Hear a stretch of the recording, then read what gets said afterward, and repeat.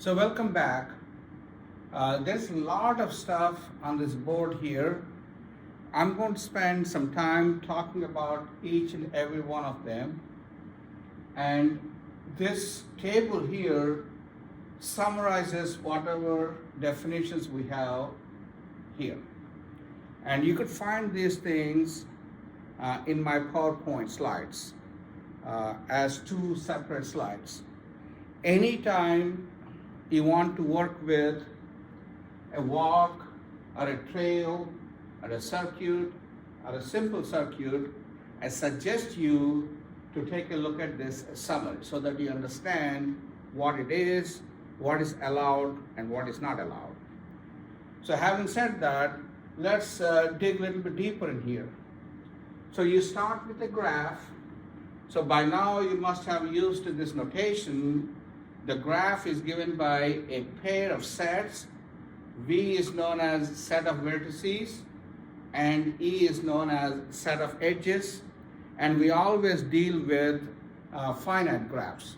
That means the wedges, the vertices and edges are finite in number. Now you pick two vertices, V and W. So we are assuming the graph has at least two vertices here. If it's only one vertex, all these things are vacuous. Okay, so you pick two vertices. A walk from V to W is a finite alternate sequence of adjacent vertices and edges of G.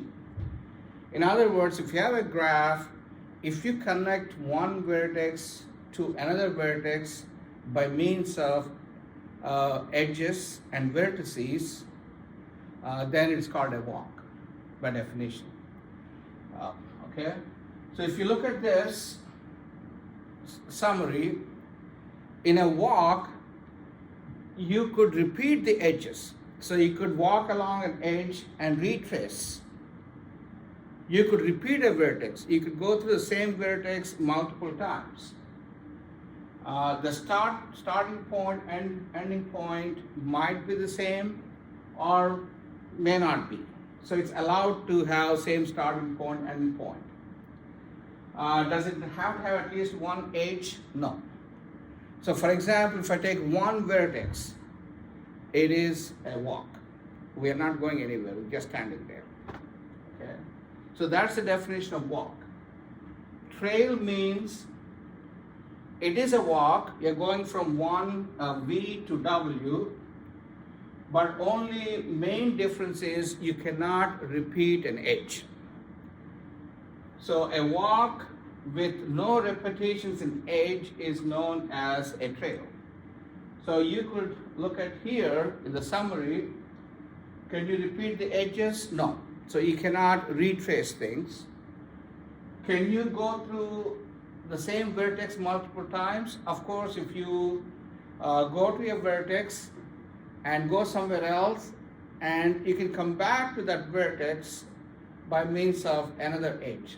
So it is allowed to have multiple repeated vertices. Of course, trail, you could have, it is allowed to have starting and end point to be the same. And should it contain at least one edge? No. So if you have just one vertex, you can call that as a trail. So that's the extreme case. A path from V to W is a trail that does not contain a repeated vertex. So the difference between trail and path is, in trail you cannot have repeated edges. In path, you cannot have repeated edges and repeated vertices. So if you look at this here, path, edges you can repeat, vertex you can repeat, you can have same starting point, end point. So path means you got to go from one point to one vertex to a different vertex. And should it contain at least one edge? No. So just one point by itself could be a path. A closed walk is a walk that starts and ends at the same vertex. So you could start from one place and come back to the same place. You can go through an edge as many times as you want, allowed, and also you could go through vertices as many times as you want. So that's closed walk. Repetition is allowed, repetition of edges allowed, repetition of vertices allowed. Since it's closed, of course, starting point, end point will be the same, and that's the extreme case. You don't have to have any edges in there. Circuit is a closed walk that contains one edge, but no repeated edge. So that's a circuit. No repeated edge, but you got to have at least one edge. Okay. A simple circuit. So these are the definitions.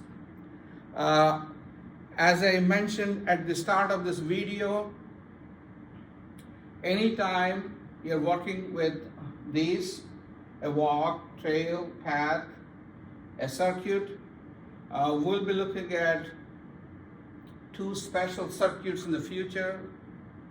One is called Eulerian circuit that answers this Königsberg bridge problem I mentioned in the very first video, and then there is a Hamiltonian circuit. We're going to talk about those two. So I suggest you, anytime you're working with these concepts, look at the summary.